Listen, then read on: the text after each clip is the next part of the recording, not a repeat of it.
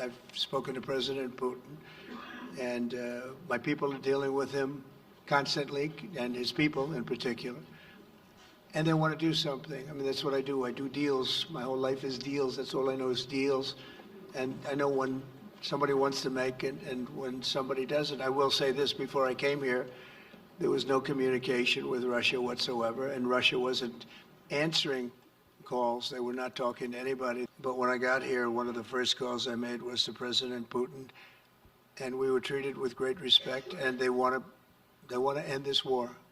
So that's a big thing. My meeting with President Macron today was another important step forward in that sphere, because he's been very much involved right from the beginning in trying to get it over with, and we're going to get it done.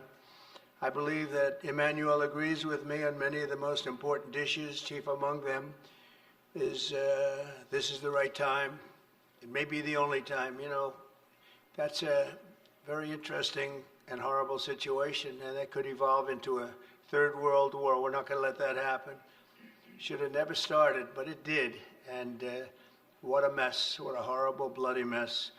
I'm also pleased that President Macron agrees that the cost and burden of securing the peace must be borne by the nations of Europe, not alone by the United States. And Europe must take that central role in assuring long-term security of Ukraine, which they want to do.